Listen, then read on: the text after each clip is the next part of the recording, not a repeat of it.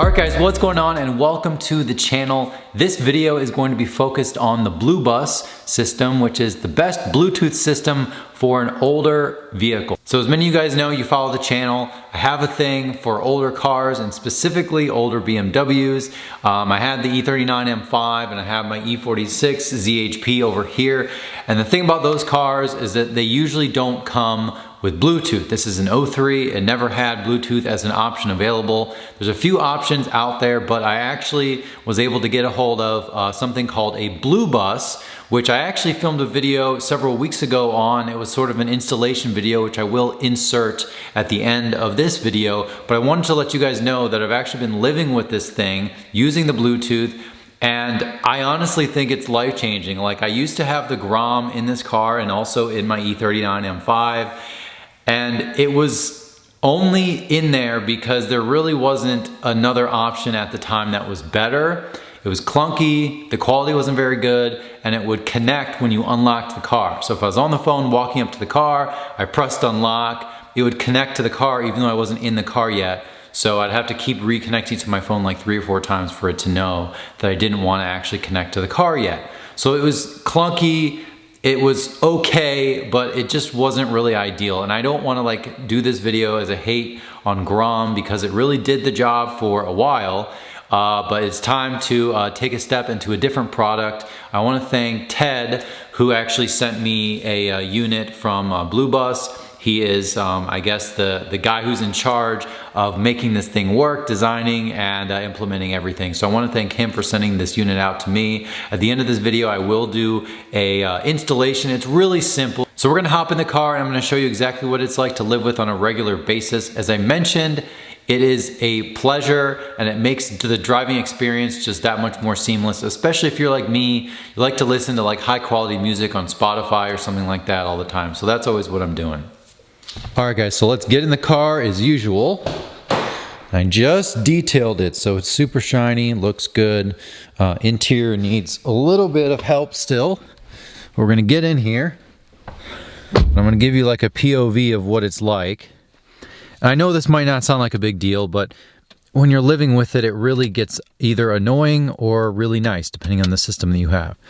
All right, so the car's not on, but the first click is on. The first thing you see is it says Bluetooth. So that is the default. I 99.9% of the time am using Bluetooth, and I want to actually turn that off for a second because it actually just turned on. When you get in, it's paused. So you have your song that was playing. Thankfully, it's not an embarrassing song. You get in and it automatically knows that you were connected last time and it's paused. So it'll say Bluetooth or it'll say paused, and then you can hit play, which I'm going to, but I want to turn the volume down all the way so I don't get a copyright thing. And then what's nice is the metadata.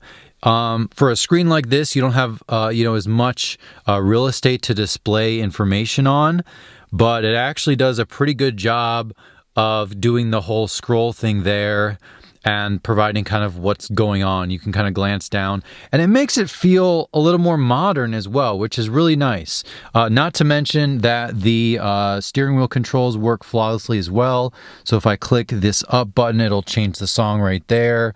It'll change it again. And then it'll change it back as well. And then obviously the volume works too. So it's very flawless, very seamless. Here's some more metadata.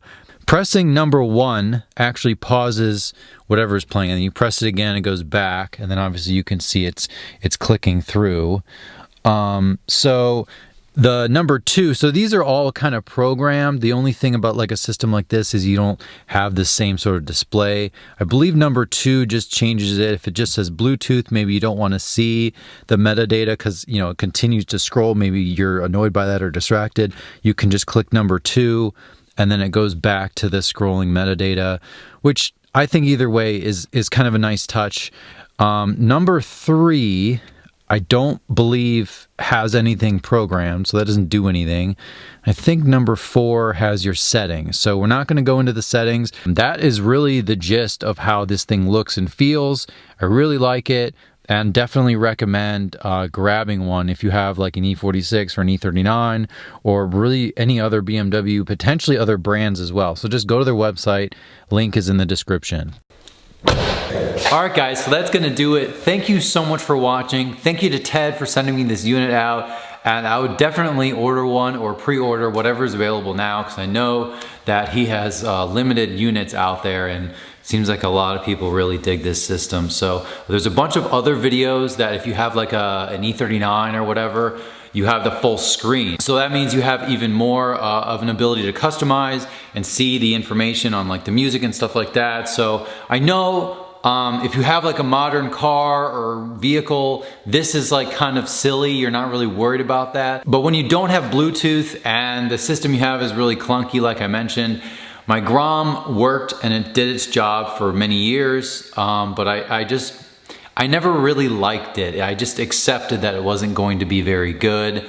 If you are in the market for a system like that, you know, maybe Grom might be for you. It's a little bit cheaper and things like that, but I definitely think you guys should check out BlueBus. Links in description, and then we will cut to the brief installation for the BlueBus. Thank you guys again for watching, and I will see you very soon. Okay, so in this E46, you just have to remove a few of these side panels here. I undid this one. So you have to actually undo the top portion of this brake light here on the driver's side. It's like a half turn or a quarter turn. It's just this little thing right here, and it comes right off. I've done this like 4 times. It's really easy. There we go.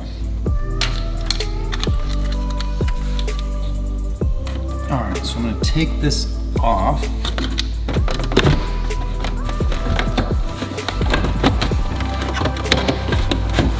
Okay. There we go. All right, so you guys can see I actually already have the Grom in here. So this is what it looks like, really simple. All right, so this is all part of the Grom unit, which utilizes these two. I know it looks very complicated, but it's just 2 plugs here. Alright, so that's out. And then we have our new BlueBus unit right here. And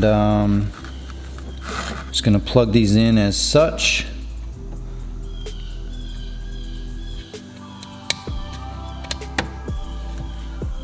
Okay, so that's in. Alright, so then what I'm going to do is use a little zip tie and put it on one of these little screw holes so it's not banging around.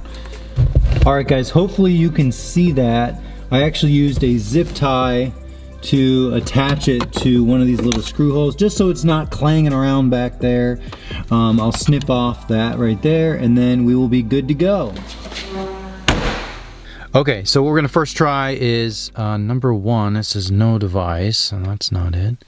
All right, settings, hands-free. So that's when I just hit number 4, hands-free 1, which is what we would want. Pairing on. All right, and looky here. Can you see that? It says BlueBus. So the combination. Hopefully you got that on camera. And look. BlueBus has been connected, and it says hands-free 1. Okay, so I switched the song. I'm just gonna do just enough so I can see if the music's actually playing. Okay, that it is playing. I just can't play it for you guys. As you guys can see, so this is the song. It's Lies by Dawn and Prax. And if you look, it says paused. And I believe if you just click play here, it goes back to the actual metadata. So it's like being kind of like in a modern vehicle where it kind of cycles back and forth.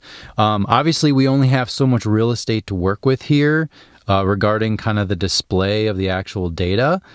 But that's just kind of the reality of having a 2003 car. But that is really sweet.